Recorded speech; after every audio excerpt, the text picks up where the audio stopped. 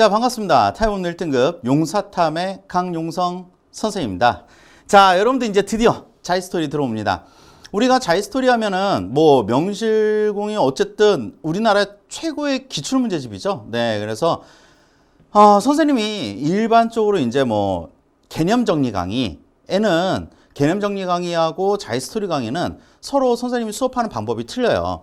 그래서 뭐 작년 선배들도 마찬가지고 재작년 선배들도 마찬가지고 다 마찬가지겠지만 선생님이 자유스토리에 있는 이 방대한 문제를 A서부터 Z까지 다 풀어드리지는 않습니다. 네, 그래서 선생님이 몇 가지 여러분들에게 좀 당부의 말씀을 좀 드리고 난 다음에 진행을 할까 생각이 돼요. 그래서 어쨌든 간단하게 좀 오리엔테이션 아닌 오리엔테이션을 좀 해보고 넘어갈까 생각 중인데, 일단 우리가 자이스토리 같은 경우는 기출문제집이죠. 그래서 여러분들이 이 기출문제집에 들어가는 내용들의 문제가 다 허용이 되는 건 아니에요. 이게 무슨 얘기냐면은 우리가 이런 뜻이지, 어차피 우리가 수능 자체는요 반드시 유행이라는 게 있어요.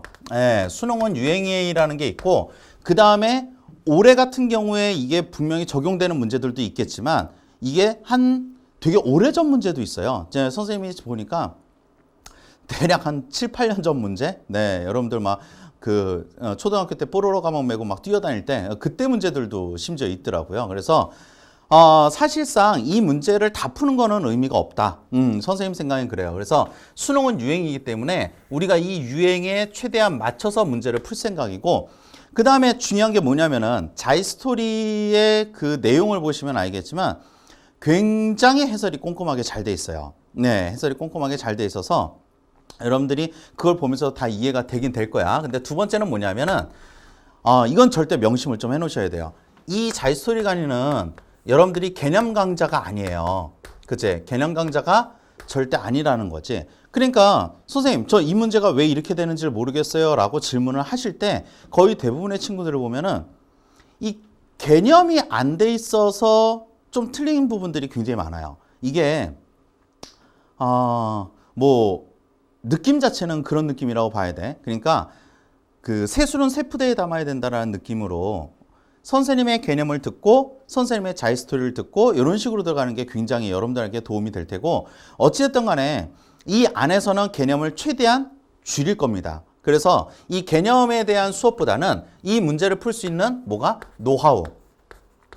노하우에 대한 설명을 선생님이 최대한 집중을 좀 해볼 생각이에요. 그러니까 이 개념, 선생님의 개념 강좌를 안 듣고 만약에 자이스토리를 넘어왔다? 물론 문제가 풀리긴 풀릴 겁니다. 뭐 간략한 개념이라든지 간략한 노하우라든지 이런 거는 문제가 풀리겠지만 사실상 여러분들이 모르고 있었던 개념들이 분명히 있을 거란 말이야. 선생님이 수업이 굉장히 디테일하고 굉장히 꼼꼼하거든요.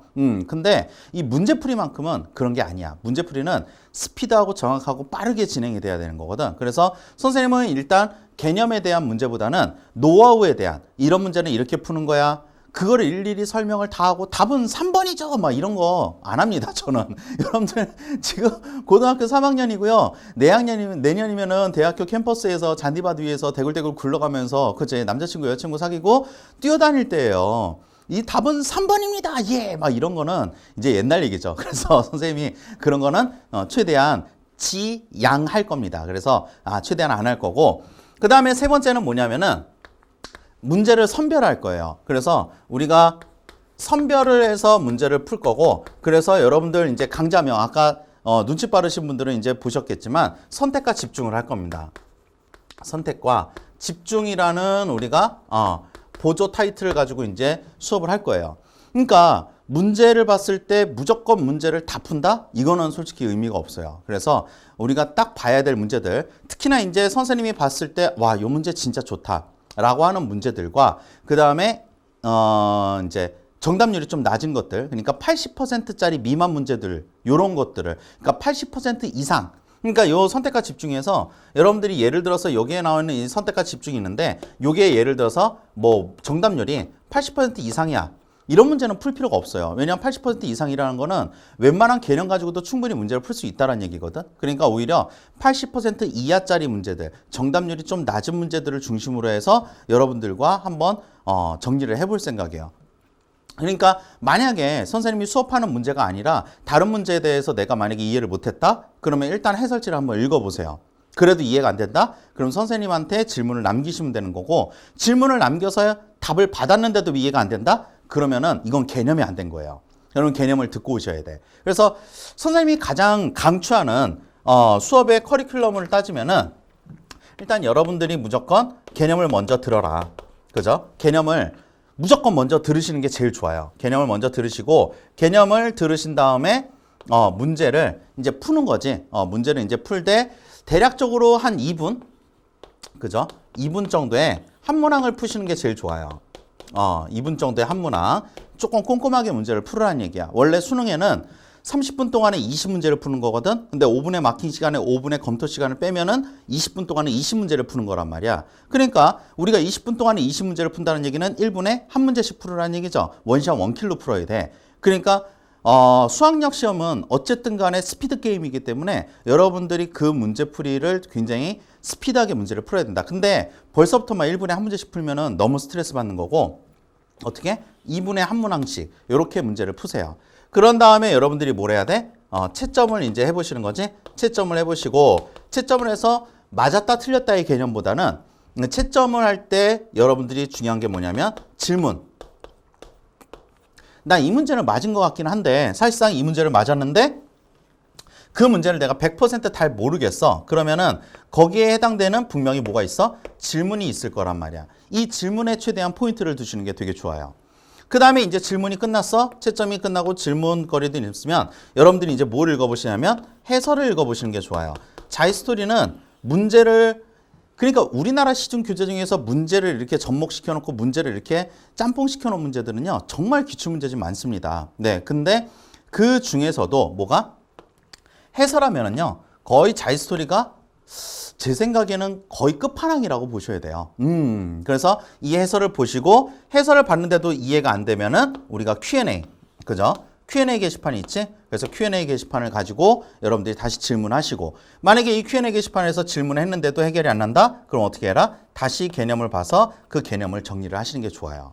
무슨 얘기인지 아시겠죠? 그래서 이런 식으로 해서 지속적으로 계속적으로 반복적으로 하셔야 되고, 이제 자이스토리 하면은 가끔가다 그러신 분들이 있어요. 와, 선생님 이 문제 왜 다 안 풀어주세요? 라고 하는데, 다 문제를 풀 수가 없습니다. 이 다 문제를 풀면은 솔직히 이 문제가 지금 해당 사항이 없는 문제들도 있고, 그 다음에 유행이 조금 지난 문제들도 있고, 그 다음에 거기에서 여러분들이 사실상 뭐 키워드 상황으로 봤을 때 뭐라 그래야 되나, 이게 아직도 아닌 문제들이 좀 있어요. 네, 그래서 그 문제들을 우리가 일일이 다 체크를 하기는 좀 무리수가 있기 때문에 여러분들하고 어쨌든 최대한 선생님이 집중을 해가지고 좀 문제를 풀어보도록 할게요. 됐죠? 그래서 지금 여기서 보니까 자이스토리, 그죠? 19년도에서 한국지리 A편, 한 강좌에 한 A, 그죠? 1강에 A, 2강에 B, C강에 C, D강에 D 이런 식으로 해서 한 강좌에 하나의 강좌씩 여러분들에게 좀 해드릴 거예요. 무슨 얘기인지 알겠죠? 그래서 이런 식으로 수업을 진행을 할 테니까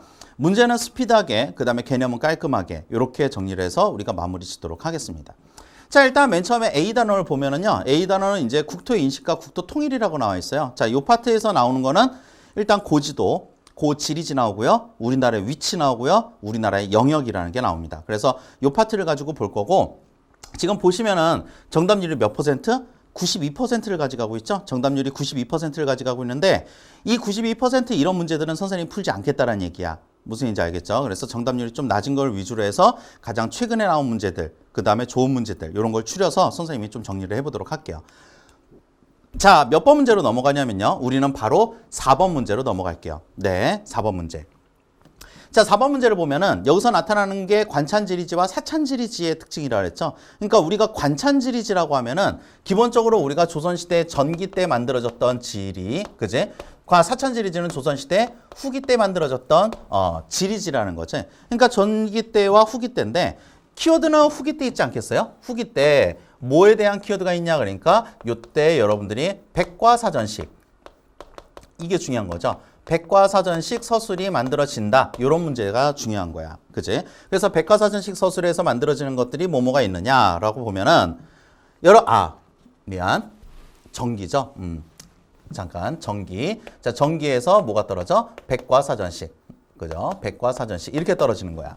그러면 여러분들이 봤을 때 얘 같은 경우는 지금 보면은 뭐 산천, 토산, 주제가 나눠져 있죠? 연역, 이런 주제가 만들어져 있고, 설명, 주제, 설명, 주제, 설명, 이런 식으로 나와 있단 말이야. 그러면 이런 것들은 우리가 이런 것들을 백과사전식이라고 부르는 거야. 그러니까 요 내용 안에서 백과사전이라는 단어가 나오는 게 아니라 서술의 형태를 보는 거지. 근데 여기는 지금 서술의 형태를 보니까 이렇게 나와 있는 거 보니까 아, 이거는 거의 대부분이 백과사전식이라는 것보다는 우리가 개인의 감정, 서술, 그 다음에 자기의 주관적인 의식이 만들어져 있는 것이다. 그래서 이거를 우리가 전기, 얘를 후기, 그죠? 가를 전기, 나를 후기 이렇게 보는 거예요. 근데 여기서 지금 나와 있는 데가 뭐냐면 봐봐. 이 문제가 왜 좋냐면요. 이런 거예요. A는 뭐라 그랬어? 영남 지방에 속한대요. A의 뭐? 영남 지방에 속한다라고 나와 있죠. 그럼 여러분들 여기서 이제 키워드, 노하우를 가져가는 거예요. 우리가 영남이라는 거는 뭐라 했어요? 조령의 남쪽이 되는 거지. 조령의 남쪽이 되는 거를 영남이라고 그러는데 지금 여기서 보니까 A는 다른 명칭은 낙양이며 조령의 밑이라는 키워드가 나타나 있단 말이야. 그러니까 이거는 영남이 맞는 거지. 그러니까 우리가 만약에 지도를 보게 되면은 자, 여기는 북한, 여기는 남한. 자, 지도를 보게 되면은 여기서부터 여기까지가 여기가 문경이거든. 그치? 여기가 문경인데 문경에서 이렇게 고개가 하나 만들어져 있죠. 그래서 이 고개가 바로 뭐가 되는 거야? 얘를 우리가 문경세제, 즉 조령이라고 부르는 거고 이 조령의 남쪽, 여기서 선생님이 지금 키워드를 잡을 때 이 부분이죠. 여기서부터 요만큼에서 요만큼이 다 뭐가 되는 거예요? 이게 다 영남이 되는 거란 말이에요. 다 영남. 경상북도 지역을 중심으로 해서 대구광역시, 경상남도를 중심으로 해서 부산광역시와 울산광역시를 다 포함한 얘가 영남이 되는 거야. 맞지? 그러니까 조령의 남쪽이라고 얘기했으니까 영남은 맞는 거죠. 됐지? 그 다음에 두 번째, B의 하구에는 삼각주가 형성된다 그랬어요. 자, B를 보니까 자, 북쪽으로는 조령과 가까워서 충청도, 경기도와 통하고 지도 봤죠? 얘 북쪽에서는 충청도와 경기도가 통하는 게 맞지? 그 다음에 두 번째를 보니까 동쪽으로는 낙동강 임해에서 동래와 통한다. 자, 동쪽이라 했어. 조령의 동쪽은 이쪽이고 이쪽에서 이렇게 흘러서 이렇게 흘러나가는 강이 무슨 강? 이게 낙동강이죠. 우리가 조령을 통해서 만들어지는 영남 지역의 강은 대표적으로 낙동강밖에 없단 말이야. 그래서 얘는 낙동강이 되는 거고 낙동강 하구에는 뭐가 있대요? 삼각주가 있대요. 자, 우리가 삼각주 키워드 잡읍시다. 삼각주가 대한민국에서 어디서 나타나냐 그러니까 일단 무슨 강? 낙동강. 그죠? 낙동강에서 삼각주 나타나고 그 다음에 이제 북한 쪽에서 두만강과 그죠? 두만강과 그 다음에 어디 있어? 압록강을 중심으로 해서 삼각주가 나타난다. 그래서 낙동강에서 나타나는 삼각주는 우리가 김해삼각주, 그 다음에 두만강에서 나타나는 거는 녹둔도라고 있죠. 그 다음에 압록강에서 나타나는 삼각주는 우리가 이제 신의주 쪽, 의주 쪽에 삼각주 이렇게 이제 여러분들이 표현해 주시면 돼요. 그제? 그래서 이런 거 같은 경우도 우리가 이제 삼각주의 표현들 이렇게 만들어지고요. 기억은 과거제 조건에서 뭐라 했어요? 생리라 그랬어요. 우리가 생리라는 건 뭐니? 배와 수레가 있어야 되는 거지. 근데 짐을 운반하기에 말 키워드 떴고요. 배 키워드 떴고요. 그러니까 생리가 맞죠. 나는 가보다 제작 시기가 이르다라 했어요. 얘가 후기, 얘가 전기니까 얘가 늦은 거죠. 이렇게 표현하는 문제예요.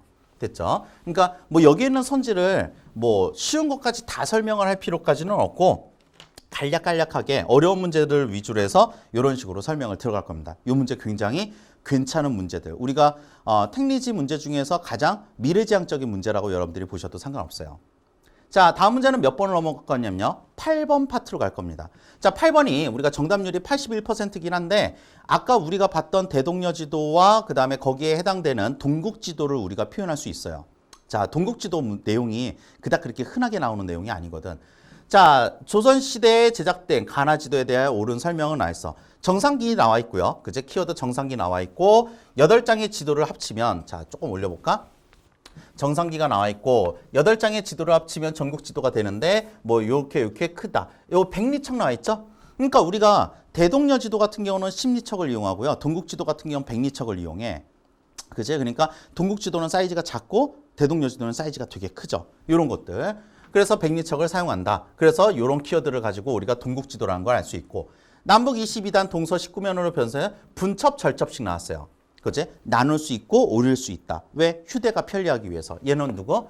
휴대의 개념이죠. 휴대가 편리하기 위해서 이렇게 만들어진 거고 심리마다 방점이라 그랬어요. 그러니까 여러분들이 최초의 축척 지도는 뭐가 돼요? 얘가 되는 거고. 그지? 그래서 방점을 찍어서 거리를 표현했으며 필요한 부분만 찍어낼 수 있는 방식으로 제장이 되었다. 이렇게 만들어져 있죠. 자, 목판본으로 만들어져 있다. 자, 목판본으로 만들어져 있는 건 유일한 거는 뭐밖에 없다? 이거는 대동여지도밖에 없다. 그지? 목판본은 대동여지도밖에 없어요. 그 다음에 여러분들이 이제 범례를 표현한 것도 대동여지도밖에 없고, 축척을 쓴 거는 동국지도와 대동여지도밖에 없고. 자, 나는 지도표를 이용하였다. 얘 지도표 이용했죠? 필요한 부분 찍어서 만들 수 있고, 여기서는 이제 표현은 안 돼 있지만, 지도표라는 게 우리가 뭐냐면, 요게 우리가 흔히 얘기해서 지도에서는 범례라고 표현하는 거야. 범례.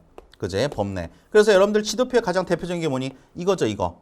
그죠? 이렇게 생긴 거. 이게 뭐예요? 이게 역참. 그 다음에 여기에 이렇게 산 모양이 있고, 여기에 이런 모양이 있대요. 그럼 이건 뭐야? 이건 봉수의 모양이라 그랬죠. 우리가 개념에서도 봤던 내용이야. 제작 시기가 이르다. 동국지도가 만들어지고 대동여지도가 그 다음에 만들어진 거죠. 조선시대 후기에 이렇게 만들어져 있고, 그 다음에 가는 나보다 실제 거리를 더 축소해서 표현을 했대요. 자, 더 축소로 해서 표현했다라는 얘기는 나는 가보다 실제 거리를 더 축소해서 표현했다. 그러니까 축소해서 표현했다라는 얘기는 뭐냐면은 더 압축을 해서 더 작아졌다라는 얘기거든. 아까도 얘기했지만 얘가 훨씬 더 작은 지도. 왜? 1.4m밖에 안 되는데 얘는 3.8m예요. 무려 3배 이상이 나타나죠. 2.7m밖에 안 되는데 얘는 6.6m란 말이야. 그러니까 지도는 훨씬 더 크다. 크다는 얘기는 더 자세하다는 얘기고요. 자세하다는 얘기는 덜 축적했다는 얘기예요. 그제? 그래서 요 키워드가 조금 여러분들이 많이 어렵지 않았을까 그렇게 생각이 되는 거야. 됐죠? 그래서 이렇게 해결을 하도록 하겠습니다. 자, 다음 문제 갈게요.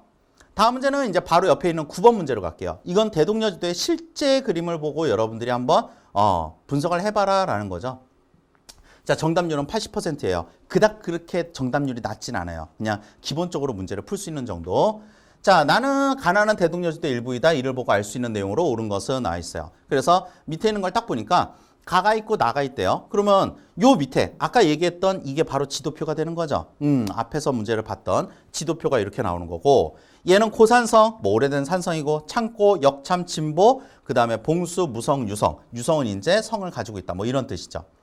자, A하천은 B하천보다 유역 면적이 적다 그랬어요. 그러면 이거는 하천하고 연결이 되는 거야. 유역 면적이라는 게 나타났다는 얘기는 상류와 하류를 얘기하는 거거든. 그럼 봐봐. 유역 면적은요. 상류 지역과 하류 지역 중에서 유역 면적은 누가 커요? 그렇죠. 하류 지역이 유역 면적이 훨씬 더 크죠. 유량이 많을수록 유역 면적은 커진다. 이렇게 봤단 말이야. 근데 A하천과 B하천을 두 개를 보니까 A하천 같은 경우는 이게 확대가 안 되나요? 네, 그럼 다시 갑시다. A하천 같은 경우는 하천이 이렇게 요만큼, 이만큼의 길이고요. B하천의 길이는 요만큼의 길이에요. 그럼 이건 상류와 하류를 우리가 표현하는 것보다는 하천의 길이로 표현하는 거지. 그러니까 하천의 길이가 긴 거하고 하천의 길이가 짧은 거는 무슨 차이가 있겠어요? 유량의 차이가 있겠지. 그지? 유량이 많으면은 유역 면적은, 그죠? 유역 면적은 어떻게 된다? 훨씬 더 커진다. 이렇게 보는 거거든. 그러니까 유량이 많으면 유역 면적은 당연히 높아지는 거야. 됐죠? 그럼 유량이 누가 많겠어요? 여기가 A고 여기가 B면은 당연히 얘가 훨씬 더 많겠지. 그래서 A하천은 B하천보다 유역 면적이 좁다가 아니라 유역 면적이 넓다. 이렇게 보는 거고요.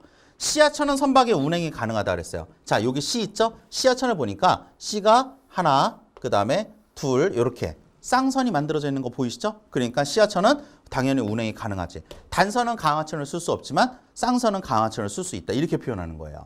그러니까 여기는 이제 섬진강 유역에 우리가 이제 전라도 지역에 있는 곡성, 구례 이런 데고, 여기 같은 경우는 이제 한라산이 나와 있으니까 제주도 지역이야. 제주도 지역은 건천이 많기 때문에 우리가 강하천을 쓸 수 있는 하천 자체가 없죠. 그죠? 그 다음에 D는 뭐라 그랬냐면은, 자, 여기 A, B, C, D 나와 있어요. D가 요걸 얘기하는 거죠. 그죠? 요걸 얘기하는데, 우리가 요걸 딱 봤을 때 D는 조세미를 비롯한 각종 물품을 보관하는 곳이래요. 그럼 보관은 어디서 하겠어요? 창고에서 하겠죠. 그죠? 역참은 이건 뭐야? 우리가 도로교통수단을 썼을 때 말들이 쉬는 곳이에요. 그래서 우리가 촌락파트를 가면 역원치락이라는 거 있잖아요. 그죠? 역과 원이라는 치락이 있는데, 역원치락 중에서 뭐 역삼동, 역촌동 이런 거나 아니면 원치락이 중에 조치원, 인덕원, 장호원 이런 데는 과거에 말들이라든지 수레라든지 사람들이 걸어다니는 보부상들이 쉬는 곳이고, 도진포치락, 도자가 들어가든지 진자가 들어가든지 포자가 들어가는 치락은 나루터가 쉬는 곳이거든. 그러니까 여기는 창고의 개념이 아니라 우리가 육상교통이 쉴 수 있는 그런 곳이다. 이렇게 여러분들이 보시는 게 맞죠. 그 다음에 4번 같은 경우는 나의 곡성에서 구례까지의 거리는 약 30리다라고 했어요. 자, 어디서? 곡성에서 어디까지? 구례까지. 그럼 곡성어세 구례까지 보니까 10리, 20리, 30리, 40리, 50리, 60리. 그죠? 방점이 벌써 6개나 찍혔죠. 10리마다 방점이 찍혀져 있기 때문에 이건 60리가 만들어진다. 이렇게 되는 거예요. 됐죠? 뭐 이거는 여러분들이 보시면 되는 거고요. 그래서 이런 문제들이 대동여 지도를 분석할 때 가장 대표적으로 나오는 문제들이다. 그래서 이런 식으로 여러분들이 체크를 해두시면 굉장히 깔끔하게 문제를 체크했다. 이렇게 선생님이 얘기할 수 있겠어요. 됐죠? 다음 문제 쭈루루 넘어가서 15번 문제 들어가도록 할게요. 자, 이 문제도 정답률이 59%예요. 정말 친구들이 어려웠다라고 얘기를 하는 건데 우리는 앞에서 대동여 지도를 한번 봤기 때문에 여러분들은 굉장히 쉬울 거야. 그러니까 잘 생각해야 되는데 여기서 나오는 이 정답률은요. 전국에 있는 한국지리 10만 학생들이 실제 시험을 보고 나왔던 정확한 통계치가 이 정답률이에요. 그러니까 여러분들이 정답률이 80%인데 나 왜 이렇게 어렵지? 라고 하는 거는 개념 정리가 안 돼 있는 거고 정답률이 56%, 59%밖에 안 되는데 야, 이 문제가 59%밖에 안 돼? 너무 쉬운데? 라고 하는 건 여러분들이 공부를 열심히 해서 그런 거예요. 이 정답률이라는 게 어차피 상대적 개념이니까. 맞지? 이거 가지고 거의 10만 명 중에서 4만 명 정도가 그냥 이 문제에서 싹 다 날아갔다는 얘기거든.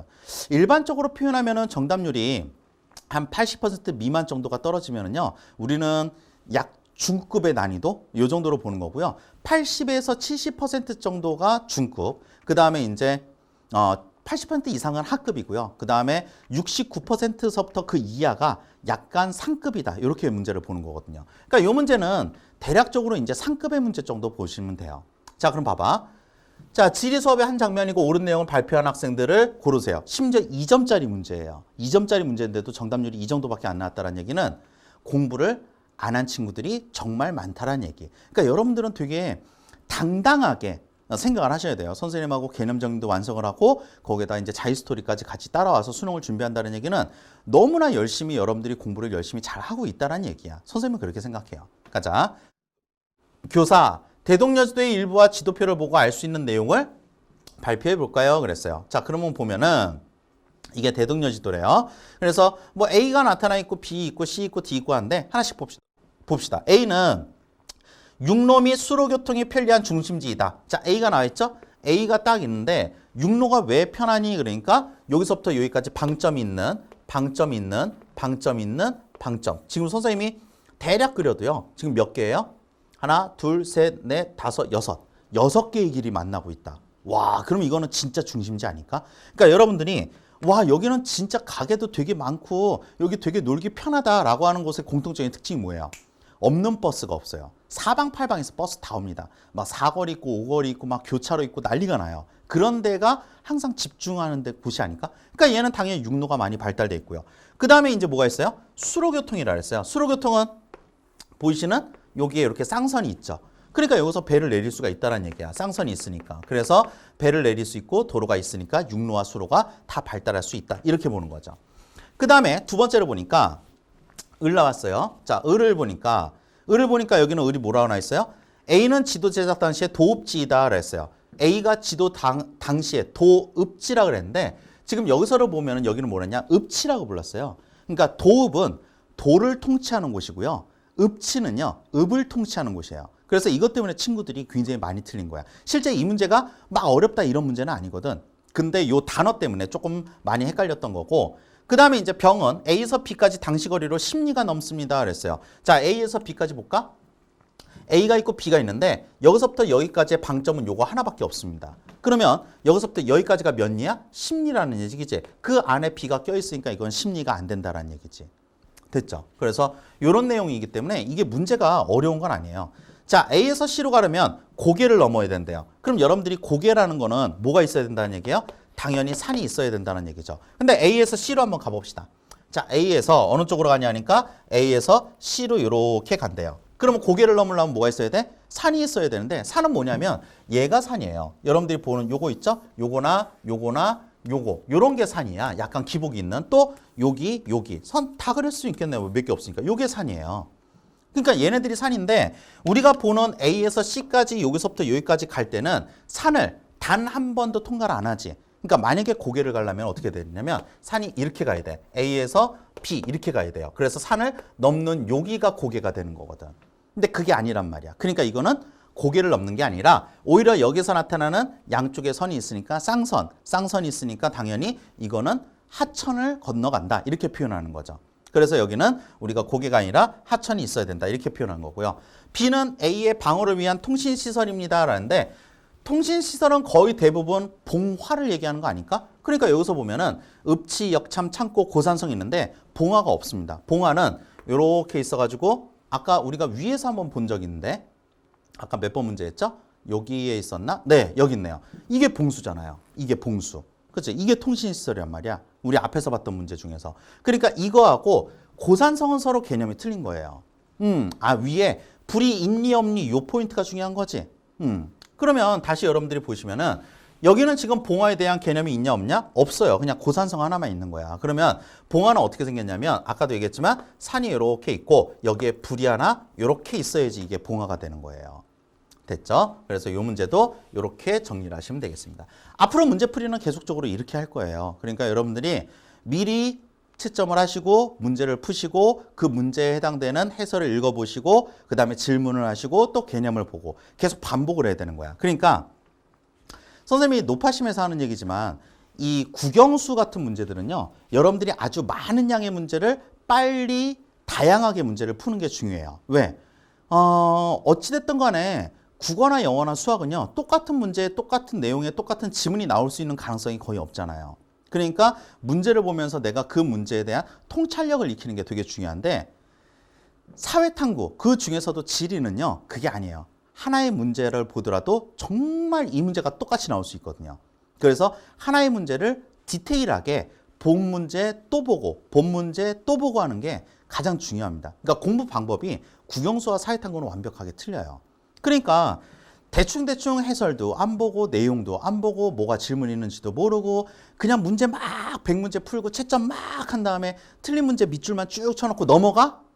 그러면은 실력이 절대 늘지 않습니다. 그거는 어느 정도 개념 정리도 마무리되고 문제풀이도 마무리가 돼서 많은 문제를 풀더라도 내가 지금 습득이 되어 있기 때문에 그걸 소화해낼 수 있을 때 문제를 푸는 게 좋아요. 근데 사실 거의 대부분 이제 선생님도 뭐 고3 수험생이라든지 재수생이라든지 이렇게 문제 푸는 거 보면은 그냥 팔짱 끼고 밑줄만 쭉 쳐요. 아무 의미도 없고 내용도 없는 밑줄만 치고 나중에 채점 딱 하고 덮어버리고 저 구석에다 밀어놓는단 말이야. 그런 건 도움이 전혀 안 돼요. 그래서 선생님하고 공부하면서 공부 방법을 한번 살짝 바꿔보는 것도 괜찮지 않을까 그렇게 생각이 됩니다.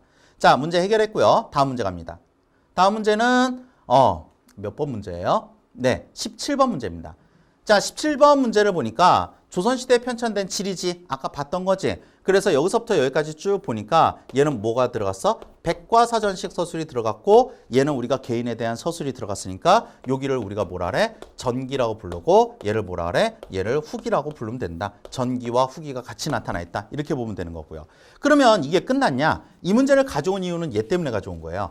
지리지와 지도를 매칭을 시키라는 얘기지. 그래서 밑에 나와 있는 요게 바로 뭐냐면 혼일강리 역대국도 지도라는 거야. 조선이 나와 있고 중국이 한가운데 있고 중화사상을 가지고 있고요. 그 다음에 한국도 확대가 되고 있고, 그치? 그 다음에 두 번째로 나와 있는 게 요게 이제 대동여지도가 되는 거지. 앞에서도 우리가 봤어요.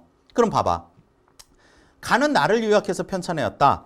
야, 이건 요약이라는 개념을 들어가기가 되게 애매한데 솔직히 두 개의 영향성이 없지는 않겠지. 그래도 적어도 가가 먼저 나오고 나가 나중에 나왔으니까 가는 나를 요약해서 편찬할 수가 없지. 어떻게 조선시대 후기에 있는 내용을 조선시대 전기에 쓰겠니? 그러니까 이거는 시기적으로 일단 틀린 거고 나의 저자는 가거지의 조건이라고 했어요. 가거지 자체가 뭐라고 했어요? 가거지 자체가 택리지가 될 테고 택리지가 조선시대 후기 때 만들어진 거지.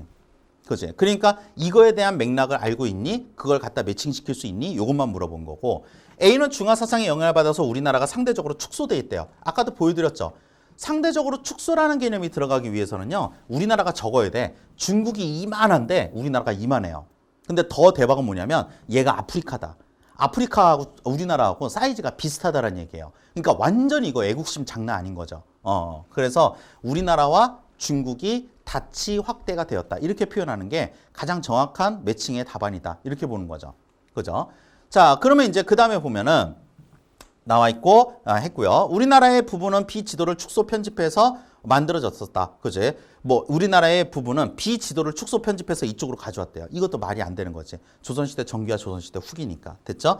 그 다음에 가와 A는 민간 주도로 만들어졌다는데 조선시대 전기 때 만들어진 건 다 국가 주도로 만들어져요. 중화 사상을 가지고 있고 국가 주도로 만들어진 지도이다. 이렇게 들어가시는 게 가장 맥락상으로 적당하다. 이렇게 보는 거죠. 됐죠? 이렇게 문제를 풀어보시면 깔끔하게 마무리가 될 겁니다. 자, 다음 문제는 19번 문제로 들어갈게요. 정답률은 72% 정도의 정답률인데 왜 그런지 한번 볼까요?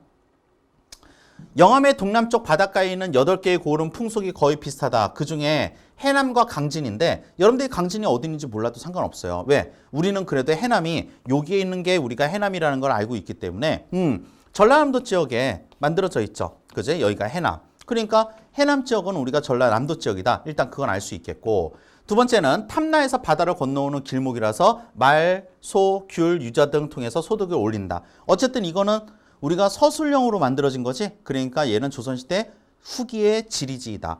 동쪽으로 경상도 풍기군에 경계까지 이시해가지고 경상도에 예천군 경계까지 36리고 제천현 51이 만들어져 있고 쭉 보니까 군명, 형승 이런 식으로 만들어져 있는 거 보니까 얘는 조선시대 전기에서 나타난 지리지구나. 그렇게 알 수 있는 거예요. 가거제 조건을 제시하였다. 가.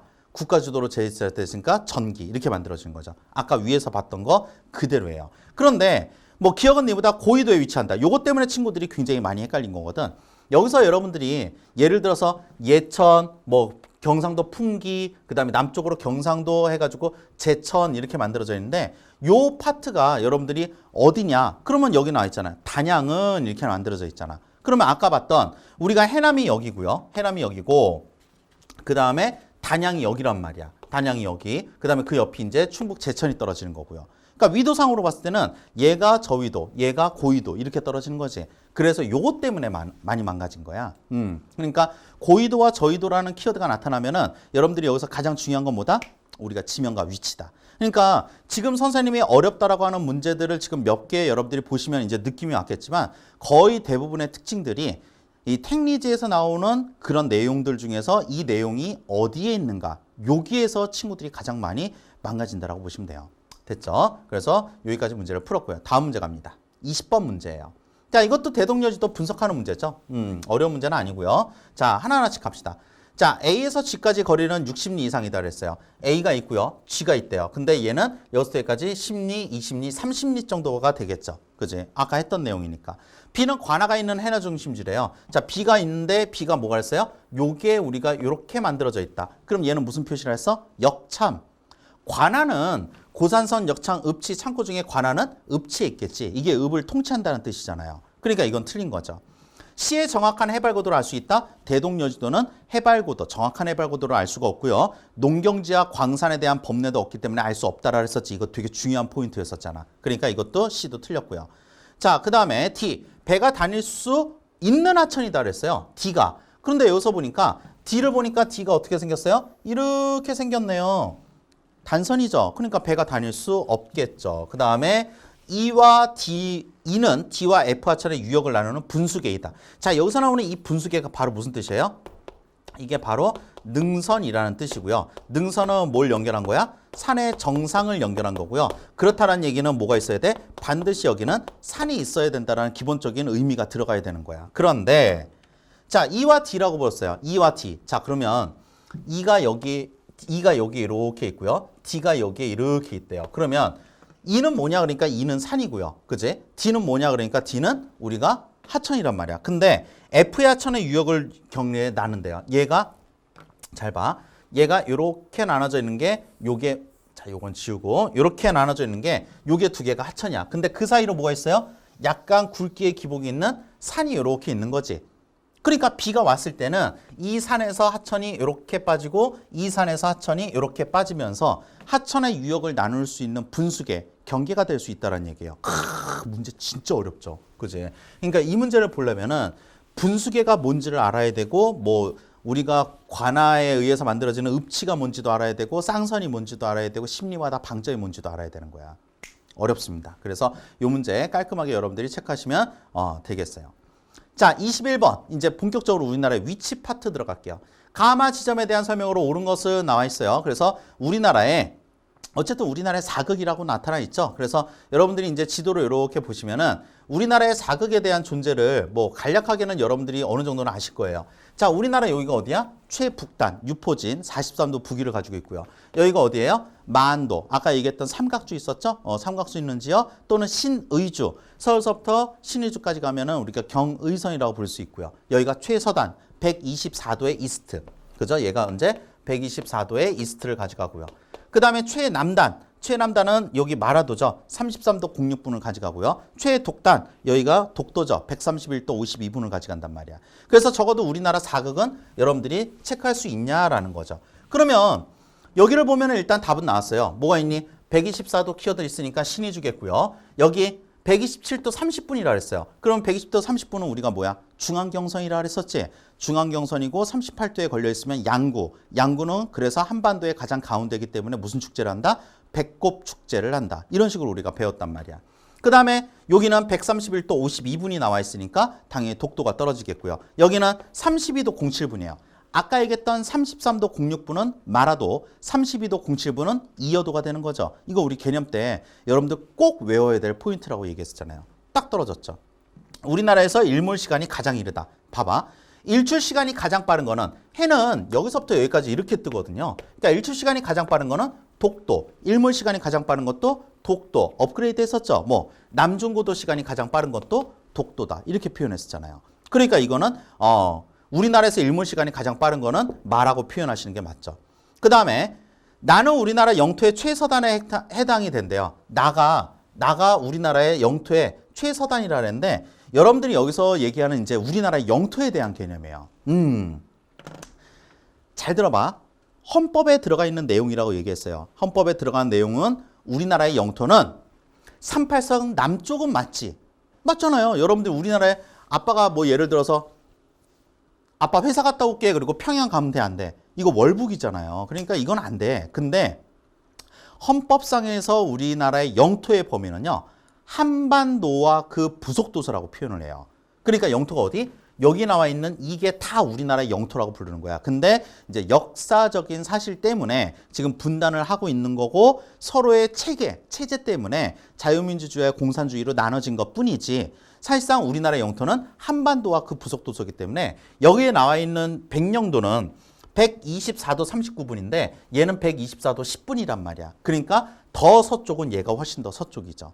그죠? 그래서 요 문제 때문에 친구들이 좀 많이 틀리는 내용이다. 자, 그 다음에 다는 한일 중간 수역에 포함된다 그랬어요. 뭐가? 다는 한일 중간 수역도 포함이 안 되고 이여도는 분명히 얘기했죠? 한일 중간 수역은 당연히 한일 중간 수역은 이쪽이니까 당연히 포함이 안 되고 한중 잠정 조치 수역도 포함이 안 되고 우리나라 영해도 포함이 안 되고 우리나라 배타적 경제 수역에도 포함이 안 돼요. 그러니까 이여도는 명실상이 공식적으로 얘기하면은 얘는 뭐라 하냐면 얘는 우리가 당연히 공해라고 표현하는 거야. 뭐라고? 공해. 아무나 다 왔다 갔다 할 수 있는 그런 공해의 개념인데 이게 왜 문제가 되냐면 이 공해에 이여도가 수중섬이야. 심지어 눈에 보이지도 않아. 바다 밑에 가라앉아 있는 섬이거든. 근데 중국이 이게 자기네들 영토라고 얘기하고 그걸 육지화를 시키려고 하기 때문에 우리나라가 거기에다가 독점적 선점을 먼저 한 거라 그랬지. 그래서 해양과학기지를 거기다 세워버린 거란 말이야. 그런 스토리예요. 그러니까 이거는 명실공히냥 공해예요. 공해란 말이야. 그 다음에 라의 태양이 남중하는 시각. 이게 남중고도 시간이라 했지. 오후 12시 30분이라 했어요. 그러니까 우리나라가 이거지. 예를 들어서 우리나라가 이렇게 있었는데 여기가 울릉도와 독도가 있어. 그런데 우리나라의 요 독도가 131도 52분에 우리가 이스트를 가지고 있는데 태양이 만약에 뜨게 되면은 이쪽에서 이렇게 태양이 뜨는 거지. 근데 요거보다 더 중요한 게 뭐냐면 요쪽에 선이 하나 더 있어요. 얘가 몇 도냐면 135도라고 부르는데 개념 때 했다. 이걸 표준경선이라고 부른다 했잖아.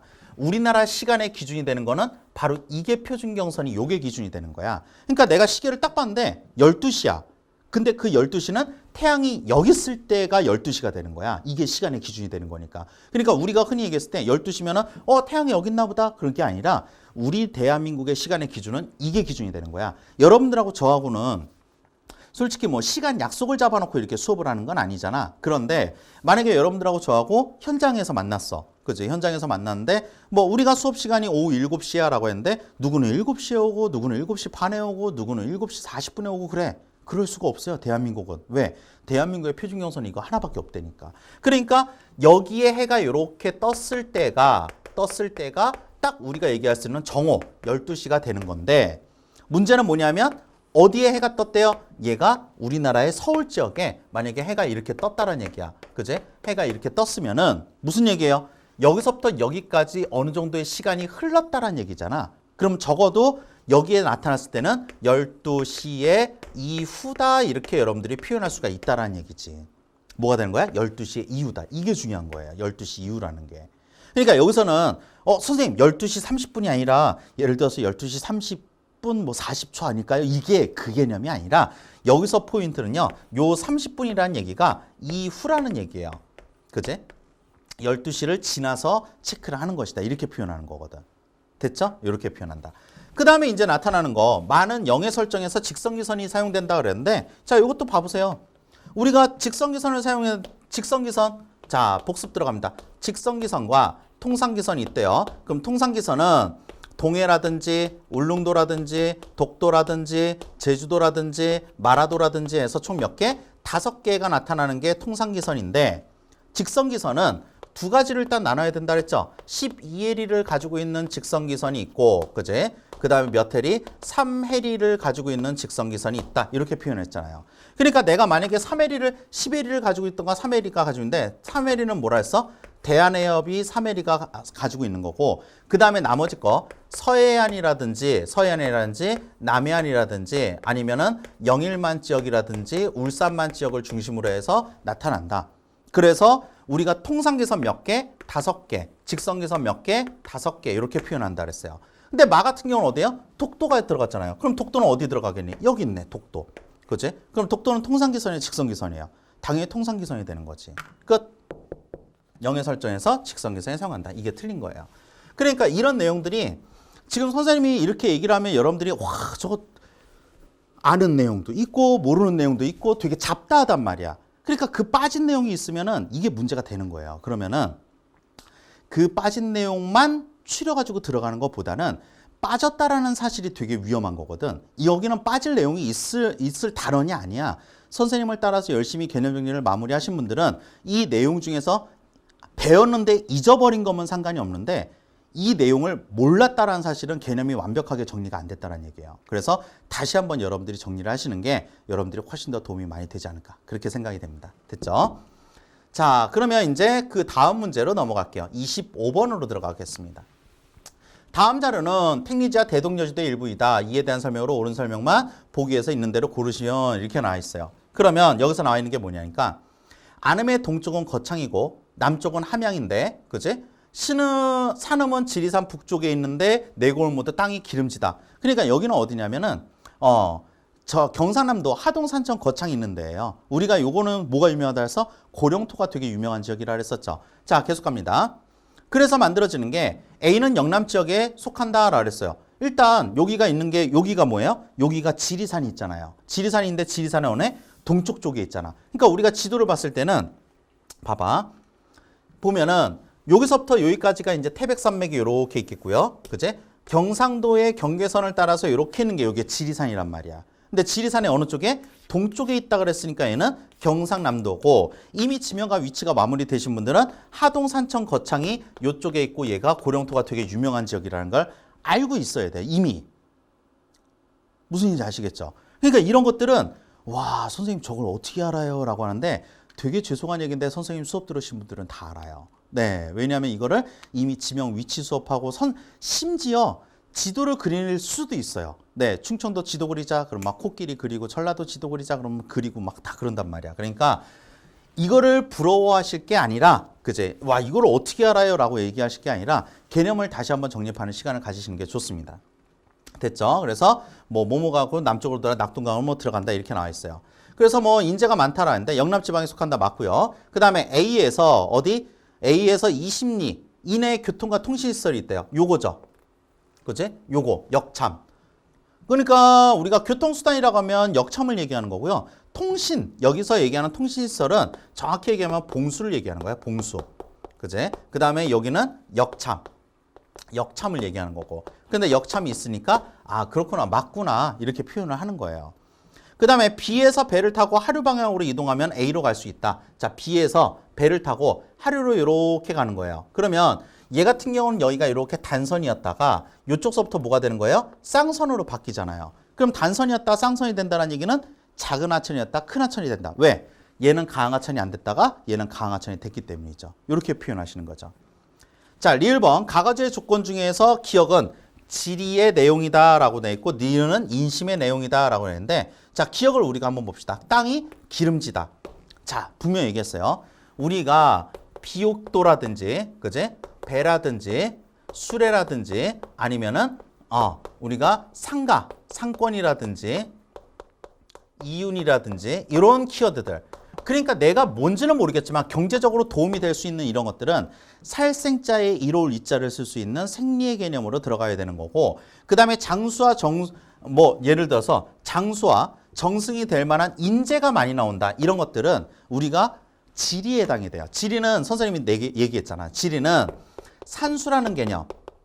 그죠? 산수. 와, 산이 푸르르다. 야, 물이 엄청 좋은데? 이런 산수라는 개념에다가 플러스 인간의 어떤 영향을 끼치는 거야. 그러니까 무슨 얘기냐? 쉽게 표현하면 이런 거야. 야, 저기 산이 진짜 아름답다. 야, 저기 하천 장난 아닌데? 우리 저기서 막 몇 감고 수영하고 막 그러면 너무 재밌겠다. 이건 산수예요. 그런데 야, 저기는 산이 엄청나고 야, 물 휘감아 도는가 봐. 야, 여기는 살기 진짜 좋아가지고 야, 여기는 자원급제할 수 있겠는데? 이런 것들. 아니면은 이제 어르신들, 이제 우리 조상님들, 야, 우리 조상님들 묘를 저기다 써야 돼. 저기가 배산임수 풍수질이 돼서 저기다 쓰면은 대대손손이 자손들이 잘 먹고 잘 살 거야. 이런 것들. 이런 것들은 지리에 대한 개념이에요. 그러니까 산수와 지리는 영확히 틀려. 그러니까 지리는 산수라는 개념에다가 그죠?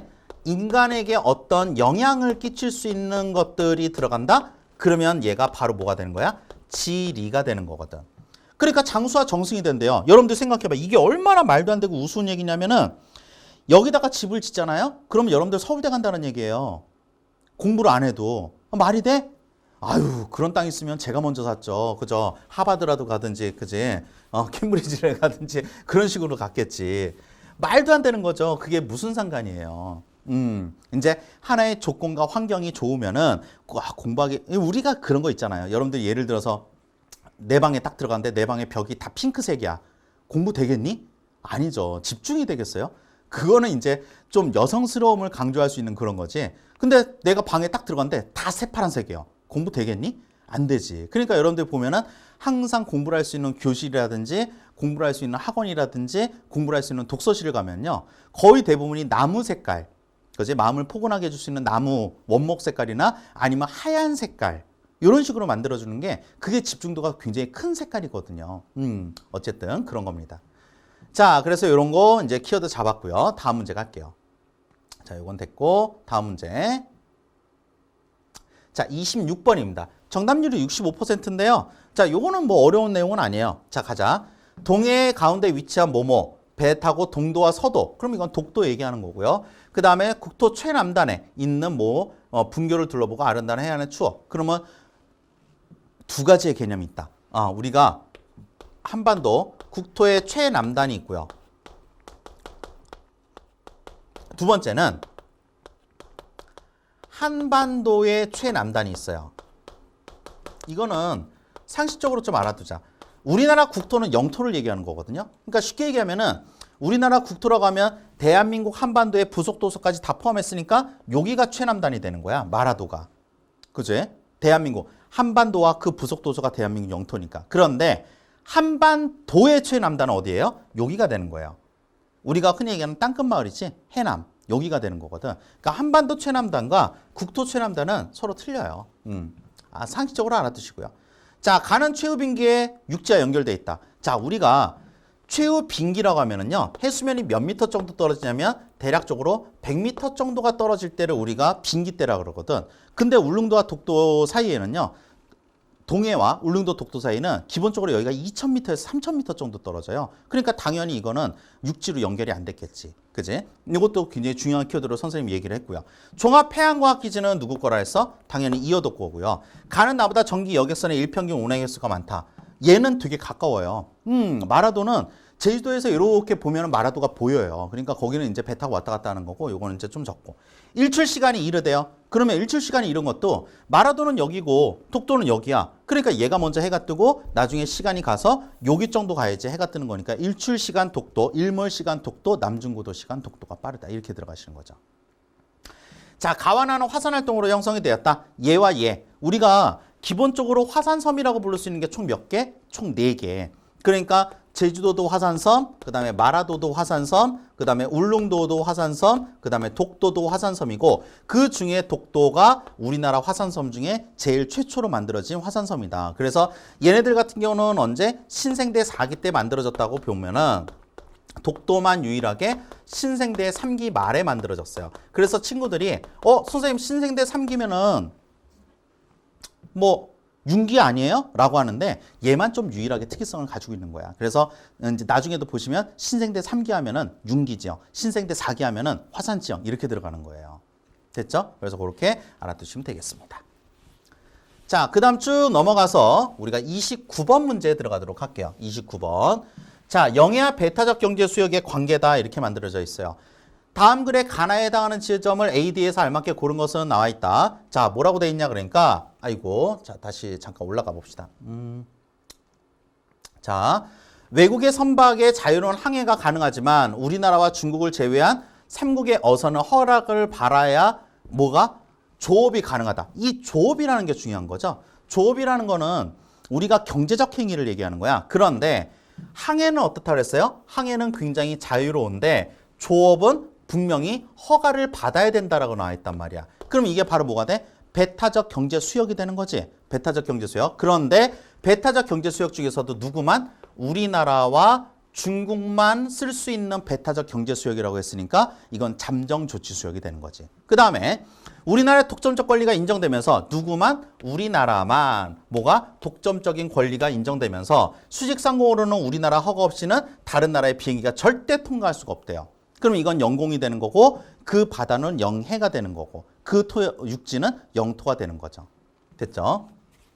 자, 그럼 여러분들이 이제 여기서 보는 거예요. A와 B와 C가 있는데 A는 뭐냐 그러니까 얘가 바로 잠정조치 수역에 떨어지는 거고요. B 같은 경우는 우리나라의 배타적 경제수역, 우리나라 거죠. 한국의 배타적 경제수역 떨어지는 거고 C는 우리나라 영해죠. 그제? C는 우리나라의 영해가 떨어지는 거고 D 같은 경우는 이게 한일 중간 수역의 개념이 떨어지는 거죠. 여기서 더 중요한 건 얘다. 나와 있죠? 얘죠. 얘가 뭐라 했어? 여기가 바로 한일 중간 수역의 개념이고 여기서 여러분들은 이제 표시가 안 돼 있지만 우리는 개념 시간 했었어. 이어도가 여기 있는 거거든요. 그러니까 이어도는 아무 데도 포함이 안 되는 거예요.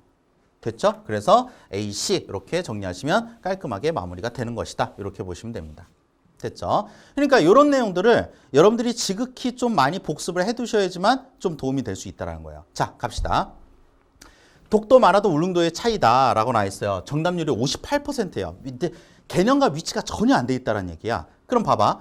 여기가 몇 도? 131도 52분. 그러면 이거는 독도라 그랬었죠. 그 다음에 얘는 몇 도? 33도 07분. 33도 06분, 33도 07분 어쨌든 마라도가 될 테고요. 그 다음에 이건 몇 도냐니까 37도 30분에 그죠? 130도 50분이래요. 이게 중요한 거죠. 131도 52분 이 독도고요. 거기보다 1도 적은데 바로 옆에 붙어 있는 데가 어디야? 울릉도가 되는 거지. 그래서 얘는 울릉도가 되는 거예요. 자, 그러면 뭐라고 되냐니까 세계 섬 전체가 세계 무슨 유산? 자연유산이래요. 세계 자연유산, 세계 지질공원, 생물권 보존지역을 유일하게 가지고 있는 건 삼관왕을 가지고 있는 건 뭐밖에 없다? 제주밖에 없다. 자, 나는 우리나라 최서단에 우리나라라 했어. 그럼 이제 우리나라의 개념을 알겠죠? 대한민국의 영토는 한반도와 그 부속도서라고 불렀으니까 최서단이라고 표현하면은 이건 만도가 되는 거고요. 얘는 최남단이 만들어져야 되겠죠. 그 다음에 단은 아까도 얘기했어. 또 뭐라 했어요? 비행기와 육지와 연결돼 있다. 지금 여기서 보면 울릉도 독도는 여기서부터 여기까지 수심이 대략적으로 몇 미터? 3,000m 정도가 차이가 난다 그랬단 말이야. 그러니까 내용을 보면 여기가 중국, 그 다음에 여기가 한국, 여기가 동해, 여기가 울릉도 독도 이렇게 만들어져 있으면 여기가 바다거든요. 여기가 바다가 이렇게 있는 거예요. 그지? 그런데 빙기가 되면은 해수면이 어디까지 떨어지냐면 여기까지 해수면이 이렇게 떨어지는 거야. 그러니까 한국과 중국은 뭐예요? 육지로 이렇게 연결이 돼 있어 걸어 다닐 수가 있었는데 얘는 지금 걸어 다닐 수가 없죠. 왜? 아직도 바다가 여기에 있는 거니까. 이해가 됐어요? 이렇게 정리를 하시면 되겠습니다. 자, 그 다음에 뭐 나는 가보다 일출 시간이 이르다 아까 했고요. 통상기선, 직선기선도 아까 우리가 정리를 했습니다. 그죠? 통상기선은 울릉도, 독도, 제주도, 마라도, 동해안을 통상기선이라고 표현할 수가 있다. 그래서 답 5번 이렇게 마무리가 지시면 되겠어요.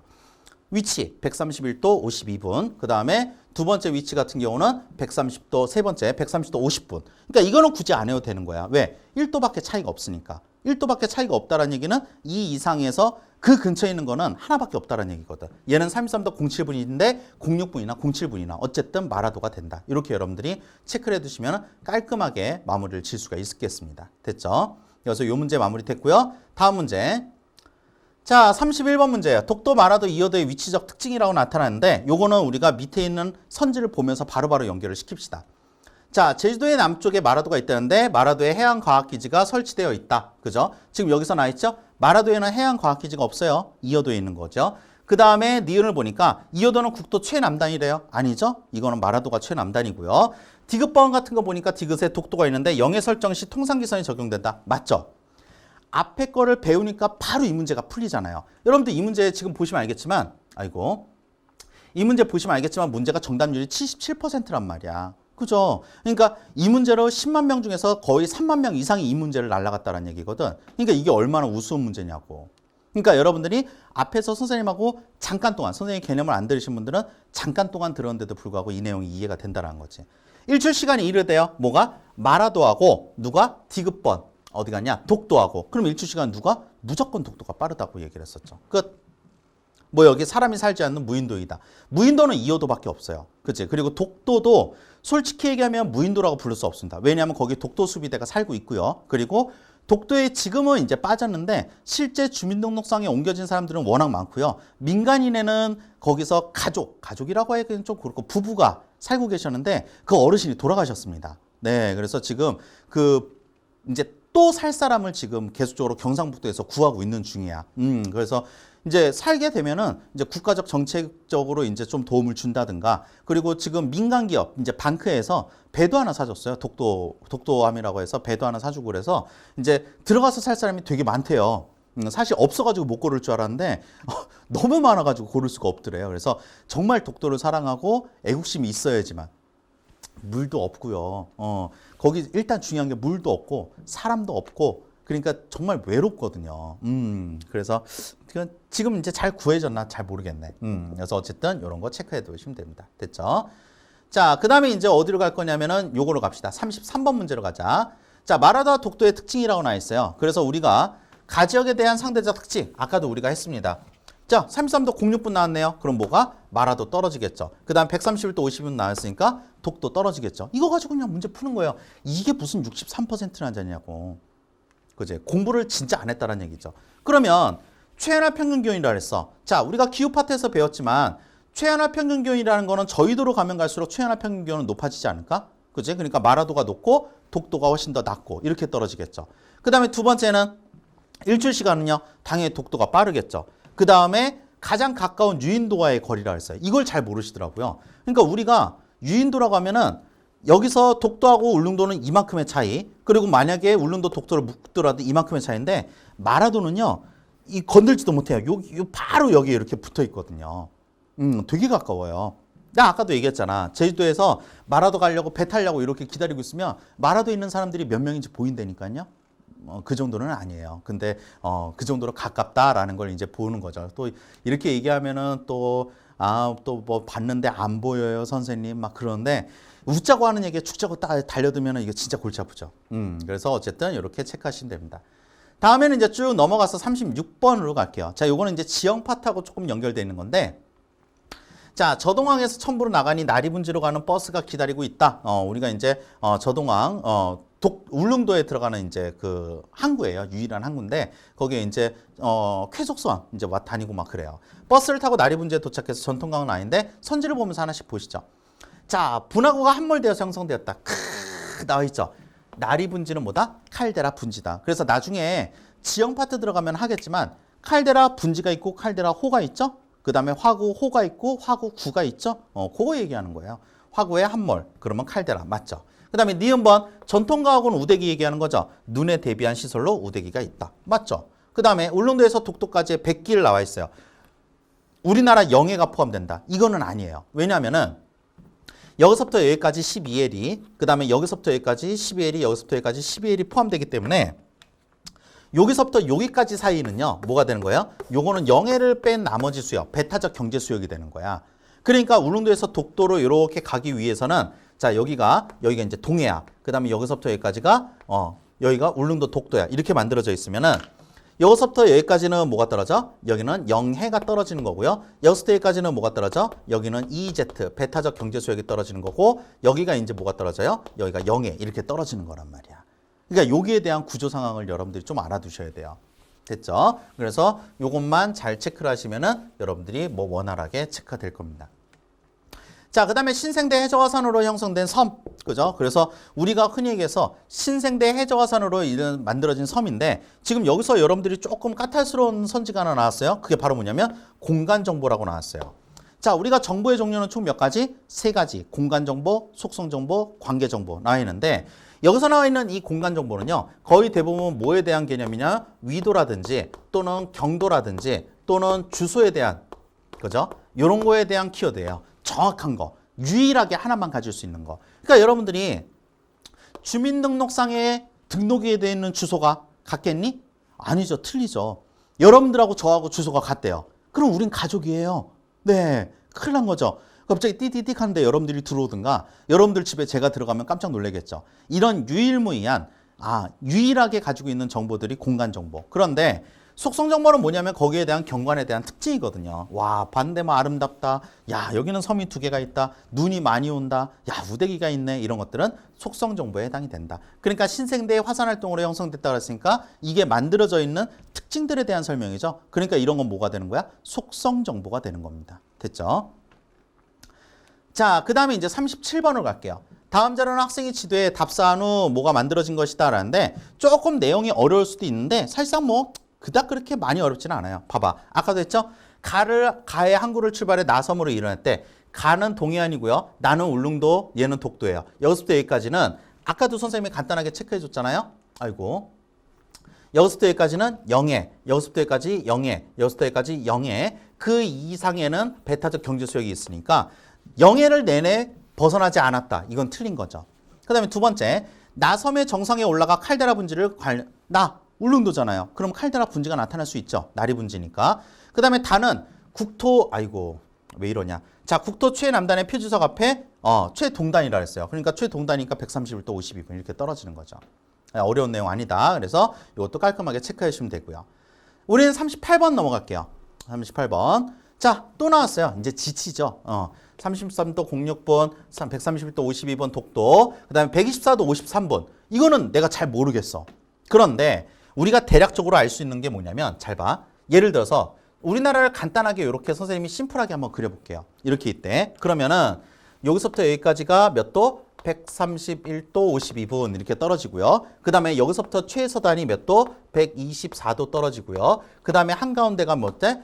127도 30분의 이스트를 가져가는 거지. 그 다음에 여기서부터 여기까지가 정확히 38도 선을 가져가는 거야. 근데 얘가 뭐라 했어요? 37도 52분이래요. 그러면 거의 38도 선 근처에 있다는 얘기예요. 그 다음에 124도 53분이라 했지. 124도에서 127도 사이는 여기, 127도에서 131도 52분 사이는 여기야. 그러니까 얘는 거의 위치가 요 정도에 있다는 얘기예요. 요 정도. 그러니까 요 정도의 위치가 있는 게 백령도다 아니다 그게 중요한 게 아니야. 위치만 알면 되는 거예요. 그러면 하나가 나온 게 뭐예요? 마라도 하나 나왔고요. 또 하나 나온 건 뭐예요? 독도 하나 나왔고요. 또 하나는 백령도가 나왔대요. 그러면 종합해양과학 기준은 2호도고요. 2호도는 몇 도라 했어? 32도에 07분을 가져간다 그랬었죠. 그죠? 32도 07분을 가져가고 그러니까 틀렸고요. 영해 설정 시 직선기선이라 그래서 독도는 통상기선이라고 앞에서도 설명드렸고요. 나는 가보다 최연화 평균기온이 높다. 자, 나하고 뭐라 했어요? 가라 그랬어요. 나하고 가인데 독도가 나와 있고 그 다음에 마라도가 나와 있으면 당연히 마라도가 저위도니까 최연화 평균기온, 기온이 훨씬 더 높겠지. 그 다음에 다는 다의 해안은 나의 해안보다 조수간만의 차이가 크다.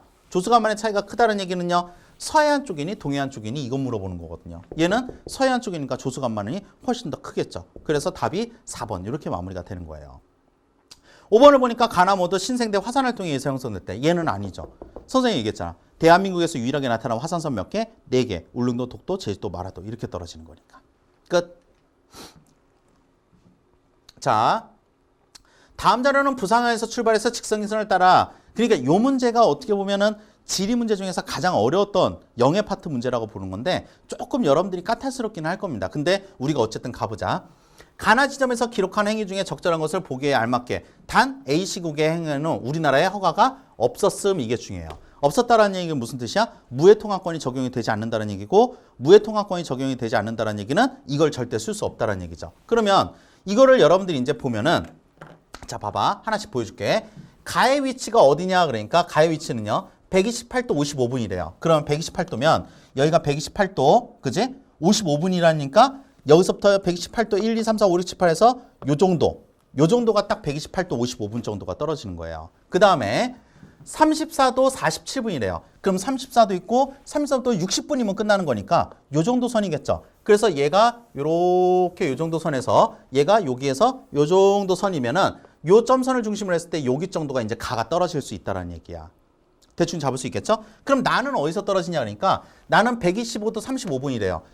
1도가 60분이니까 125도 35분이니까 요 중간 정도 이렇게 떨어질 테고요. 여기가 125도 35분 정도고 35도 02분이래요. 그럼 거의 35도란 얘기죠. 그죠? 그러니까 요 선과 요 선이 이렇게 만나니까 여기 정도가 우리가 나가 떨어진다라 이렇게 보는 거예요. 그런데 잘 봐. 가 지점에서 동쪽 6캐리 해상으로 그러니까 가는 어디냐면 여기가 대한해협 부분이거든요. 그러니까 가에서 어느 쪽으로 동쪽이면은 이쪽 아니까 이쪽 그지? 동쪽 해상으로 6캐리 해상으로는 여기서부터 여기까지 이렇게 6캐리가 빠지는 거예요. 대한해협은 여기서부터 몇 해리? 딱 3해리까지 여기까지가 0해거든. 그러니까 6캐리가 떨어졌으면 여기는 뭐가 되는 거예요? 여기는 EEZ가 떨어지는 거예요. EEZ. 그래서 A국의 여객선이 통과했다. 통과할 수 있겠죠. 왜? 배타적 경제소유권 경제적 행위는 되지는 않겠지만 뭐가 된다? 타국의 선박의 통행은 가능하다. 이렇게 보는 거니까. 그 다음에 가 지점의 서쪽 6캐리 해상 가라 그랬어요. 가 지점에 서쪽 6캐리니까 이쪽이겠죠. 서쪽 6캐리니까 이쪽인데 여기는 1번이 떨어질 테고 기억인가요? 네, 기억. 여기는 이제 니은이 여기서 떨어지겠네. 그러면 여기는 완전히 우리나라 영해겠죠. 영해인데 해상의 수직 상공이라고 표현했으니까 당연히 모두 되게 영공도 떨어지겠지. 통과의 비국의 헬기가 통과했다? 난리 나는 거죠. 왜? 타국의 선박은 허가를 안 해준다 그랬잖아. 그러면 선박도 안 되고 항공기도 안 되고 헬기도 안 되고 아무것도 안 된다는 얘기야. 근데 이게 통과를 했대요. 전쟁이죠 그러면. 그치? 그래서 이렇게 해야 되고 나 지점에서 동쪽 10해리 해상에서 우리나라 해양경찰 자 나 지점에서 동쪽이라 했으니까 이쪽 아니까 이쪽으로 10해리를 들어갔으니까 여기가 이제 디귿이니까 이건 당연히 우리나라 영해가 되는 거죠. 근데 해양경찰이 뭐라 했어요? 경비활동을 하였다. 우리나라 바다에서 우리나라 경비활동하는 걸 누가 뭐라 그래요? 당연히 되겠죠. 나 지점에서 서쪽 10해리라 했어요. 그러면 나 지점에서 서쪽으로 어느 쪽으로? 이만큼을 10해리를 빠졌대요. 그런데 얘는 여기서부터 몇 해리까지? 12해리까지 우리나라 영해라고 표현할 수 있으니까 그 안에 포함이 돼 있겠지. 그래서 이거는 영해가 되는 거예요. 그지? 해상에서 시국의 해양. 다른 나라인데 시국의 해양 조사선이 해저 탐사 활동을 했대요. 난리 나는 거죠. 왜? 이거 우리나라 영해인데 타국의 선박에 들어와가지고 이거 막 하면 될까 안 될까? 안 되겠죠. 됐죠? 그래서 이렇게 정리를 하시면은 우리가 이제 A 단원이 마무리가 된 겁니다.